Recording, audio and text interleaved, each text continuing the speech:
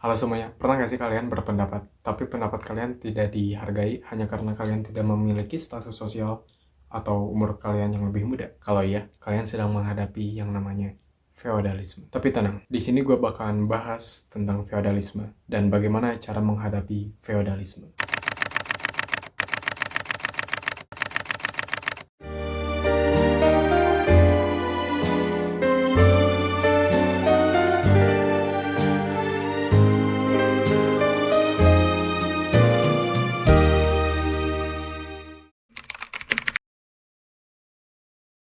Feodalisme awalnya adalah salah satu sistem sosial politik yang marak sekali digunakan di berbagai negara di dunia pada zaman dahulu. Sederhananya, feodalisme ini adalah salah satu sistem di mana kekuasaan hanya digunakan oleh segelintir orang seperti raja dan pemangku agama pada zaman dahulu. Tugas si penguasa ini membuat peraturan dan biasanya mereka membuat aturan semau mereka. Dan rakyat tidak mempunyai hak untuk mengkritik atau mengubah suatu peraturan tersebut. Berbeda dengan negara demokrasi seperti Indonesia ini, di mana posisi rakyat itu berada di atas dan pemimpin adalah sebagai pelayan rakyat. Feodalisme di era modern ini masih eksis. Bukan seperti kerajaan-kerajaan atau kastil-kastil kayak zaman dahulu. Tapi feodalisme di era modern ini lebih terbentuk kepada cara pola pikirnya. Kita bisa melihat praktek-praktek feodalisme ini di lingkungan kerja, di sekolah, di pesantren, atau bahkan di lingkungan masyarakat.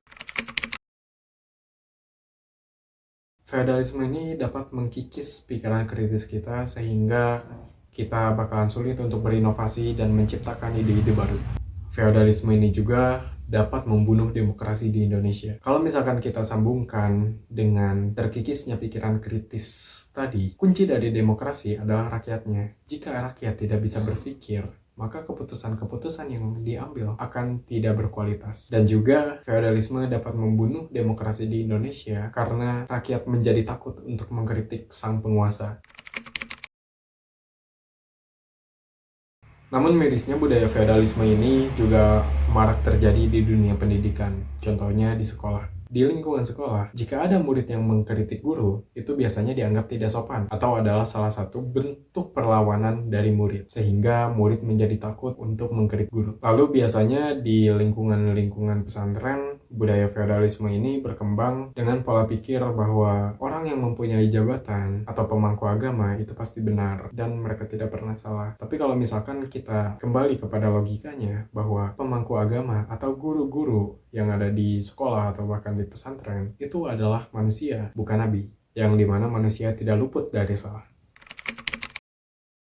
Gue punya beberapa tips buat kalian untuk melawan feodalisme. Pertama, perbanyak diskusi. Dengan perbanyak diskusi, kita bisa memperbanyak ilmu pengetahuan. Kita bahkan terbiasa dengan perbedaan pendapat dan kita bisa melihat perspektif yang lebih luas dari satu kejadian. Sehingga kita bisa menemukan kebenaran versi kita sendiri. Sehingga kita bisa memilah dan memilih mana yang benar dan mana yang salah. Kedua, hilangkan stigma bahwa guru atau orang yang mempunyai jabatan yang lebih tinggi itu selalu benar. Karena stigma-stigma seperti itu dengan mudah dapat menumpukan pikiran kritis kita. Dan orang-orang yang mempunyai pikiran seperti itu gampang untuk dimanipulasi. Kenapa seperti itu? Karena orang-orang tersebut menganggap bahwa sang guru atau orang yang mempunyai jabatan yang lebih tinggi itu paling benar, sehingga dia selalu ikut kepada pendapat-pendapat sang penguasa, entah itu salah atau benar. Ketiga, tumbuhkan rasa penasaran. Kenapa ini penting? Karena rasa penasaran dapat menuntun kita kepada ilmu pengetahuan. Rasa penasaran ini menjadi bahan bakar atau pendorong kita untuk sampai kepada ilmu pengetahuan. Dengan ilmu pengetahuan, kita bisa menerapkan metodologi-metodologi untuk memproses suatu informasi, sehingga kita tidak akan terjadi yang namanya bias informasi. Tapi banyak sekali masyarakat yang bilang bahwa budaya feodalisme ini adalah salah satu tradisi yang harus dilestarikan. Tapi di sini gue mau ngajak kalian berpikir, apakah elok jika tradisi tersebut melanggengkan ketidakadilan dan ketidaksetaraan? Menurut gue, tradisi yang paling baik itu adalah tradisi yang menghargai orang lain dan bukan hanya menghargai segelintir elit atau orang yang punya duit. Feodalisme ini bukan hanya produk masa lalu, tapi feodalisme ini adalah ancaman bagi masa depan. Pertanyaannya, Apakah tradisi ini masih akan dilestarikan atau harus dihilangkan?